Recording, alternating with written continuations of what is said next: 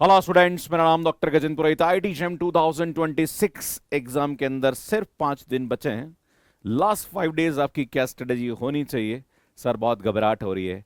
Sir mock test दें या revision करें? सर मार्क्स अच्छे नहीं आ रहे मॉक टेस्ट में, क्या करना चाहिए?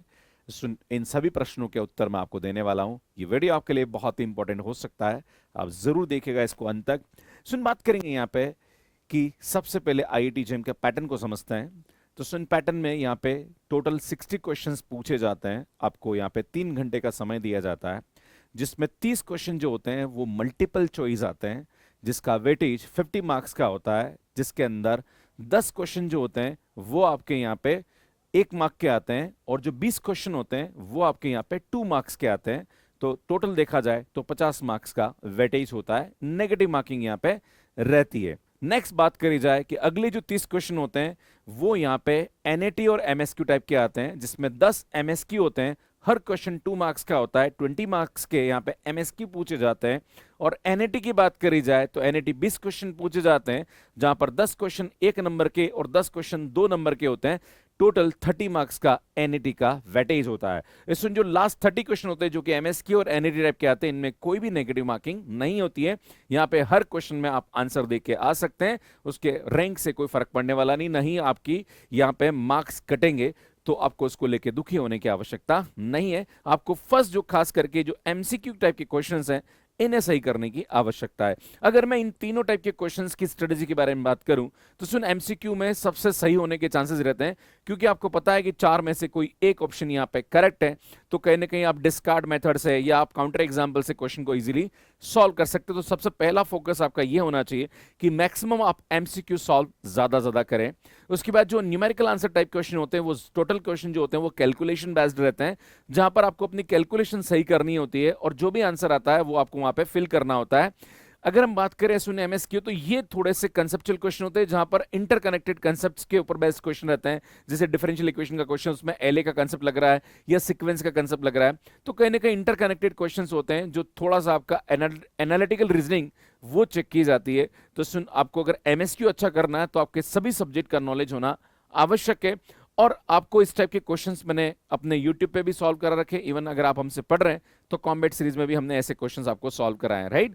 तो आपको यहाँ पे मल्टीपल जो कंसेप्ट है वो आपका आना आवश्यक होता है। तो स्टूडेंट, जो हमारे पास एमसीक्यू और एनईटी टाइप के जो क्वेश्चन है वो कैलकुलेशन बेस्ड रहते हैं, पर एमएसक्यू में थोड़ी सी डिफरेंट अप्रोच यहाँ पे आपको लगानी होती है। बात कर रही है जाए यहाँ पे, तो स्टूडेंट क्या आपको करना चाहिए इन नेक्स्ट 5 डेज के अंदर? तो इन 5 डेज के अंदर आपको 4 से 5 एफएलटी देने चाहिए, जिसमें रोज एक एफएलटी आपको देना चाहिए। स्टूडेंट, एफएलटी और रिवीजन ये दो चीजें आपको करनी है। नया कोई भी टॉपिक आपको पढ़ने की आवश्यकता नहीं है। मॉर्निंग में उठ के, अगर मान लीजिए आपका एग्जाम का टाइम सुबह 9 से 12 है, तो उसके हिसाब से जो टाइम आपका मेन एग्जाम का टाइम है उसी एग्जाम टाइम पे आपको यहाँ पे एफएलटी लगाना है, सो दैट कि आप 3 घंटे बैठने की एक कहीं ना कहीं आपकी आदत बने और एक फोकस लेवल बने, क्योंकि बच्चों का इतना फोकस लेवल होता नहीं है। आधे घंटे या 1 घंटे में आप लोग उठ जाते हो, क्योंकि एग्जाम में आपको 3 घंटे बैठना है और 3 घंटे फुली फोकस्ड होकर बैठना है, तो आपको वो 3 घंटे का एफएलटी देना चाहिए, राइट? और वही टाइम पे देना चाहिए जो आपका मेन एग्जाम का टाइम है, सो दैट कि आप उसको प्रॉपर तरीके से उस टाइम पे फोकस्ड होकर एग्जाम को दे पाए। इसमें जो भी आप एफएलटी दे रहे हैं उस एफएलटी में आपको कहीं ना कहीं थोड़ा एनालिसिस करने की जरूरत है कि कौन सा ऐसी गलतियां हैं जो आप रिपीटेडली कर रहे हैं, उन गलतियों को आपको यहाँ पे अवॉइड करना है। प्लस किस पार्ट में आप ज्यादा मिस्टेक कर रहे हैं उस पार्ट से रिलेटेड आपको टॉपिक को रिवाइज करना है। अगर आप रिवीजन करेंगे, क्योंकि अल्टीमेटली देखो लास्ट में नया टॉपिक पढ़ने का कोई मतलब नहीं बनता है, और अगर आपने बिल्कुल कुछ नहीं पढ़ा और खाली आप सोच रहे कि मैं फुल लेंथ टेस्ट देके कर लूंगा, तो भैया गलत सोच रहे हो। अगर आपने कुछ नहीं पढ़ा है तो बेटर है आप पहले कंसेप्ट पढ़ लो, उसके बाद एफएलटी 1 या 2 दे देना। पर अगर आपकी मेहनत बहुत अच्छी है, क्योंकि जो बच्चे हमसे आईआईटी जेईई की तैयारी करते हैं वो जनवरी से हमसे जुड़ते हैं, फरवरी से जुड़ते हैं, और 2 बार पूरा का पूरा कोर्स कंप्लीट कराता हूं मैं, जहां पर बच्चों का काफी अच्छा रिवीजन हो जाता है। अब मुझे लगता है बस उस नॉलेज को आपको क्वेश्चन में अप्लाई करना है, वही आपके लिए बेहतर रहेगा। तो ज्यादा आप प्रैक्टिस करिए एंड कहीं ना कहीं आपको चेक करने की आवश्यकता है कि कहां आपसे गलतियां हो रही है, और शॉर्ट नोट्स को रिवाइज करते रहिए। इस रिजल्ट बेस्ड स्ट्रेटेजी में अगर आपके यहाँ पे जो एफएलटी आप दे रहे हो उसमें 50+ मार्क्स अगर आपके आ रहे हैं, तो मतलब आप सही जा रहे हो। बस आपको थोड़ा सा और इसको कंसिस्टेंटली मेंटेन करना है और आप अच्छा परफॉर्म कर सकते हैं। पर अगर आपके मार्क्स 30 से थोड़े कम आ रहे हैं तो कहीं ना कहीं आपको सोचने की आवश्यकता है।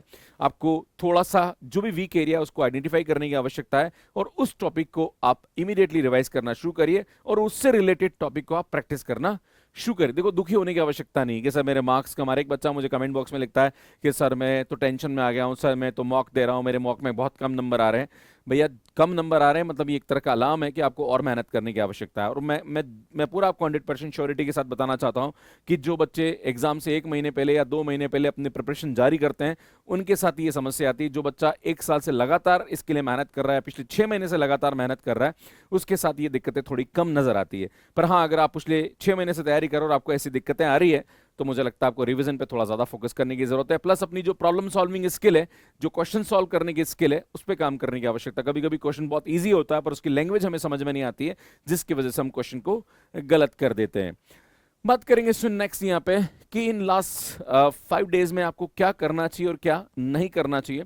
तो सुन, आपको कोई भी नया टॉपिक यहाँ पे नहीं पढ़ना चाहिए। जो पढ़ा है उसको ढंग से रिवाइज करना चाहिए। किसी से भी कंपैरिजन करने की जरूरत नहीं है, क्योंकि इस टाइम पे बहुत सारे मेंढक बाहर निकलते हैं और वो फुदकते हैं, तो आपको लगता है कि मैं भी फुदकना चाहिए, तो आपकी अपनी जो हाइट है उसके हिसाब से आपको जंप लगाने की जरूरत है। दूसरे को देख के आपको जंप लगाने की आवश्यकता नहीं है, क्योंकि अल्टीमेटली आपकी तैयारी आपके एग्जाम में काम आने वाली है। किसी दूसरे की तैयारी से आपका कुछ जादू होने वाला नहीं है। तो दूसरों को देख के ज्यादा दुखी होने की आवश्यकता नहीं है। ये कभी कभी बहुत दुख का कारण बन जाता है जिससे आप डीमोटिवेट हो जाते हो। क्लियर है? कॉमन मिस्टेक आपको देखने की जरूरत है, क्या ऐसी गलतियां हैं जो कि आप करते आ रहे हैं, उनको थोड़ा कम करने की कोशिश करना है। इसमें कैलकुलेटर को प्रैक्टिस करना जरूरी है, क्योंकि कभी कभी जो एनआईटी टाइप के क्वेश्चंस होते हैं वहां पे आपको कैलकुलेटर की जरूरत पड़ेगी। तो इसमें आप कैलकुलेटर को कैसे यूज करना, वर्चुअल कैलकुलेटर, जो कि मैंने इस पे पूरा डिटेल यूट्यूब पे वीडियो अपलोड किया है, आप जाके देख लीजिएगा। प्लस जो स्क्रिबल पैड है उसको कैसे यूज करना वो मैंने आपको बताया। प्लस अगर आप पहली बार ऑनलाइन एग्जाम देने जा रहे हो तो कैसे आपको एग्जाम देना है, जिसमें एमएसक्यू टाइप के क्वेश्चंस के आंसर कैसे देने हैं, लाइक एनआईटी टाइप के क्वेश्चंस को कैसे देना है, पूरा पेपर आप कैसे देख सकते हैं, ये सब मैंने आपको बताया, तो वो आप जरूर देख लीजिएगा। रिवाइज पीवाई क्यूज अगेन, जो भी पीवाई क्यूज अभी आए हैं उनको आपको रिवाइज करने की जरूरत है। इसमें ट्रेंड जो होता है वो रिपीट करता है, क्वेश्चन रिपीट नहीं करता है। स्टे हेल्दी काम, भैया आराम से नींद निकालिए और ज्यादा जंक फूड खाने की जरूरत नहीं, पैनिक करने की जरूरत नहीं है, क्योंकि आपकी मेहनत बेकार तभी हो सकती है जब ज्यादा आप टेंशन लेना चालू कर देंगे, अपेक्षाएं जोड़ना स्टार्ट कर देंगे। जब भी किसी चीज के साथ अपेक्षाएं जुड़ती है वो कहीं ना कहीं दुख का कारण बनती रहती है। इसलिए आप यहाँ पे मेहनत करिए और अपने कर्म में विश्वास करिए, मुझे लगता है उसका रिजल्ट पॉजिटिव आपके लिए आएगा अगर आप इस एटीट्यूड के साथ एग्जाम देने वाले हैं। जो बच्चों ने इस बार गेट एग्जाम दिया है, जो कि अभी गेट एग्जाम 7 फरवरी को, आप फीडबैक लीजिए उन स्टूडेंट से। जो हमने क्लास में पढ़ाया वही क्वेश्चन एग्जाम में उसी टाइप के आए, नया कुछ नहीं आएगा। जो हम पढ़ा रहे हैं उसी टाइप के क्वेश्चन एग्जाम में आते हैं, बस आपको थोड़ा सा विश्वास करने की आवश्यकता है। और अगर आपको कंटेंट पे विश्वास है और आप जो पढ़ रहे हैं उस पर आपको विश्वास है, तो मुझे लगता है आप बहुत अच्छा यहाँ पे एग्जाम में परफॉर्म कर सकते हैं। मैं आप सभी से निवेदन करूंगा, जो स्टूडेंट मेरे साथ आईआईटी जेईई एग्जाम की तैयारी कर रहे हैं, आपके जूनियर है जो कि BSc first year second year में, उनको इस एग्जाम के बारे में अवेयर करिए। ये एग्जाम उनकी लाइफ को चेंज कर सकता है और मुझे लगता है ये अवेयरनेस बहुत जरूरी है। और आप अगर एग्जाम देने जा रहे हैं तो मैं आप सभी से निवेदन करूंगा कि अपना 100% दीजिए और जो भी मैंने आपको टिप्स बताई है उन टिप्स को फॉलो करिए। ये आपके रिजल्ट में बहुत जरूर, ये आपके रिजल्ट में एक पॉजिटिव इंपैक्ट देगा, ऐसा मैं विश्वास करता हूं। बाकी स्टूडेंट जो यहाँ पे तैयारी करना चाहते हैं हमारे साथ 2027 और 28 के लिए, तो इनके बैचेस मैथ्स के ऐप पे अवेलेबल है, प्रारंभ बैच के नाम से, और हम 2 बार कोर्स कराते हैं अगर आप हमारे साथ तैयारी कर रहे हैं। बाकी हमारे जो subject wise course, test series and books, ये सब कुछ मैथ्स के ऐप पे अवेलेबल है। बाकी अगर आप सीयूटी पीजी एग्जाम की तैयारी करना चाह रहे हैं, आपके लिए एक बहुत अच्छा ऑप्शन आने वाला है, जो कि सीयूटी पीजी मार्च में होने वाला है, तो मुझे लगता है इसकी तैयारी आप हमारे साथ कर सकते हैं। 399 में आपको हमारा कोर्स 2026 का और 2027 का 599 में आपको मिल जाएगा। बाकी जो स्टूडेंट नेट एग्जाम की तैयारी करना चाहते हैं, जिनका भी रिजल्ट आउट हुआ है, तो अभी हमने एक ऑफर दे रखा है जिनमें आप हमारे साथ कोर्स ज्वाइन कर सकते हैं। जून 2026 का 699, दिसंबर का 1099 में आपको मिल जाएगा। बाकी हमारे course subject wise course, test series और कॉम्बैट सीरीज सब कुछ अवेलेबल है। अगर आप पर्टिकुलर किसी स्टेट का सेट एग्जाम दे रहे हैं तो उनके कोर्सेज भी हम मैथ्स के ऐप पे प्रोवाइड करते हैं। इनकी टेस्ट सीरीज भी अवेलेबल है। इसमें गेट 2027 का कोर्स भी आप देख सकते हैं। बाकी हमारे यूट्यूब चैनल आप इन्हें सब्सक्राइब कर लीजिए, काफी अच्छा कंटेंट हम आपके लिए अपलोड करते हैं। बहुत सारे बच्चे सिर्फ हमारे वीडियोस को देखते हैं पर कभी हमारा चैनल सब्सक्राइब नहीं करते हैं, मुझे लगता है कर लेना चाहिए, क्योंकि आपके भविष्य में बहुत काम आने वाले हैं हम लोग।